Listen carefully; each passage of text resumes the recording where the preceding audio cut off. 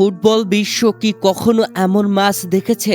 এক ম্যাচে 10 গোল। হ্যাঁ, 2026 ফিফা বিশ্বকাপের মঞ্চে তৈরি হলো নতুন এক ইতিহাস।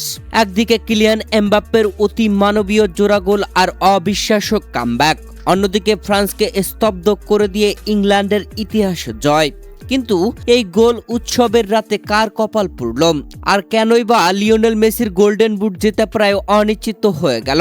ফুটবল ইতিহাসের অন্যতম সেরা এই থ্রিলার ম্যাচের গল্প জানতে সম্পূর্ণ ভিডিওটি দেখুন। ম্যাচের শুরু থেকেই ফ্লোরিডার হার্ড রক স্টেডিয়ামে উপস্থিত দর্শকদের স্তব্ধ করে দেয় থমাস টুখেলের ইংল্যান্ড।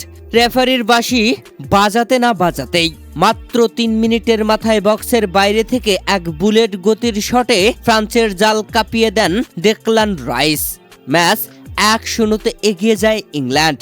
ফ্রান্স কিছু বুঝে ওঠার আগেই ম্যাচের 18 মিনিটে এজরি কোনসার দুর্দান্ত হেড, স্কোরলাইন 2-0। কিন্তু থ্রি লায়ন্সদের ঝড় সেখানেই থামেনি। এরপরে শুরু হয় বুকাও সাকার ম্যাজিক। ম্যাচের 37তম মিনিটে নিজের প্রথম এবং প্রথমার্ধের অতিরিক্ত সময়ে আরও এক গোল করে ফ্রান্সকে পুরোপুরি ম্যাচ থেকে ছিটকে দেন এই আর্সেনাল তারকা। প্রথমার্ধে স্কোর লাইন 4-0।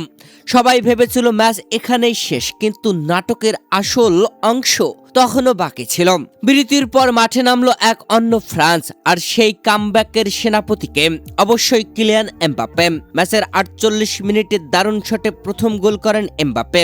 এর ঠিক 6 মিনিট পর বাকুলার গোলে ব্যবধান দাঁড়ায় 4-2। পুরো স্টেডিয়াম তখন কাঁপছে। 66 মিনিটে এমবাপ্পে যখন নিজের দ্বিতীয় গোলটি করলেন তখন স্কোর লাইন 4-3। অবিশ্বাস্য 4-0 পিছিয়ে থাকা ফ্রান্স ম্যাচ জমিয়ে তুলেছে। তবে 87 মিনিটে পেনাল্টি থেকে গোল করে নিজের হ্যাটট্রিক পূর্ণ করেন বুকাও সাকা। ইংল্যান্ড এগিয়ে যায় 5-3 ব্যবধানে। খেলা যখন ইনজুরি সময়ে গড়ায়, ম্যাচের 96তম মিনিটে ওসমান দেমবেলের গোলে ম্যাচে ফেরে ফ্রান্স। তখন স্কোর দাঁড়ায় 5-4। সমতায় ফেরার জন্য মরিয়া ফ্রান্স যখন অল আউট আক্রমণে ঠিক 98 মিনিটে কাউন্টার অ্যাটাক থেকে ডিফেন্ডারদের নাচিয়ে ইংল্যান্ডের জয় নিশ্চিত করেন জুড বেলিংহাম। 6-4 গোলের এক অবিশ্বাস্য জয় নিয়ে মার্সারে ইংল্যান্ড। এই হারে কপাল পুড়ল লিওনেল মেসির। গোল্ডেন বুট জেতা যেন একদম অনিশ্চিতই প্রায়, যেখানে এমবাপ্পে আজ 2 গোল করে গোল্ডেন বুট জয়ের ধার প্রান্তে যেন পৌঁছে গেল।